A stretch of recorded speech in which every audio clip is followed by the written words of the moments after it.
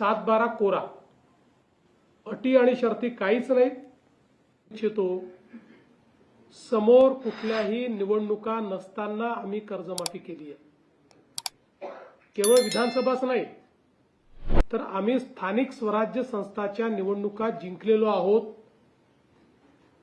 तरी देखील आम्ही हा विचार केला नाही की आता काय करायचं आहे। आता 2029 ची निवडणूक आहे, त्यामुळे 28 किंवा 29 मध्ये कर्जमाफी करू असा विचार आम्ही केला नाही। कारण आमच्याकरता कर्जमाफी हा राजकीय विषय नाही। आमच्याकरता कर्जमाफी ही शेतकऱ्यांकरता एक आपल्याला आमचा शेतकरी जगला पाहिजे, आमच्या शेतकऱ्याला पुन्हा कर्ज घेण्याची शक्ती प्राप्त झाली पाहिजे, याकरताचं एक इन्स्ट्रुमेंट, एक उपकरण म्हणून आम्ही कर्जमाफीकडे पाहतो। यापूर्वीही जेव्हा आम्ही कर्जमाफी केली होती तेव्हाही मी सांगितलं होतं की कुठल्याच कर्जमाफीने शेतकरी कधी श्रीमंत झाला नाही।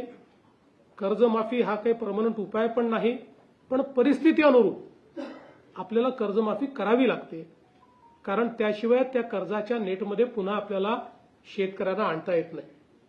पण हे करत असताना यावेळी आपण एक कमिटी तयार केली आणि त्या कमिटीला हे काम दिलं होतं की त्यांनी शॉर्ट टर्मच्या उपाययोजना, लॉंग टर्मच्या उपाययोजना, बँकिंग सिस्टीमवर त्याचा होणारा परिणाम, या सगळ्या गोष्टीचा विचार करून त्या संदर्भातला रिपोर्ट द्यावा। समितीच्या रिपोर्टच्या आधारावर काही निकष आपण यामध्ये टाकलेले आहेत। पण मला असं वाटतं की आज आपण जर विचार केला तर 36,585 कोटी रुपये आणि 56 लाख शेतकऱ्यांना या कर्जमाफीचा लाभ होणार आहे। आणि हा जो आकडा आहे आतापर्यंतच्या झालेल्या कर्जमाफींमधला सगळ्यात मोठा आकडा आहे। आणि म्हणून बँकाही कशा प्रकारे वाचवता येतील, पण कर्जमाफी बँकेकरता नाही, ती शेतकऱ्याकरता, अशा पद्धतीनं याचं स्ट्रक्चरिंग आम्ही केलेलं आहे। आणि म्हणून हे आता 2 लाखाचं सांगतात, मागच्या काळामध्ये 2 लाखाच्या वर 2 रुपये झाले तरी यांनी कर्जमाफी दिलेली नाही। आम्ही मात्र वरचे पैसे भरले तर 2 लाख रुपये त्याच्या खात्यामध्ये भरतो, आणि तेही 10% शेतकरी आहेत।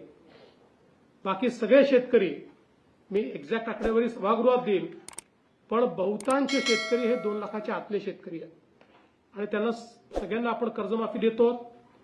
वारंवार 3-3 वेळा आपण कर्जमाफी करत असताना कुठेतरी कर्ज भरण्याची जी काही सिस्टीम आहे ती सिस्टीम ही कोलॅप्स होऊ नये, की सरकार कर्जमाफी करणारच आहे अशा पद्धतीची भावना तयार होऊ नये म्हणून काही उपाययोजना याच्यात समितीने सांगितल्या, त्या उपाययोजना आपण केल्या। पण ही कर्जमाफी जशी पुढे जाईल तसं एक याच्यात उपसमिती केली आहे। मी आणि दोन्ही उपमुख्यमंत्री आणि काही मंत्री त्या उपसमितीत आहेत। आम्हाला सगळे अधिकार हे या उपसमितीला मिळालेले आहेत। या उपसमितीच्या माध्यमातून ही कर्जमाफी पुढे जात असताना ज्या ज्या अडचणी येतील किंवा जिथे कुठे असं वाटतंय की शेतकऱ्यावर अन्याय होतोय किंवा काही बदल करण्याची आवश्यकता आहे, ते सगळे अधिकार आम्हाला दिलेले आहेत।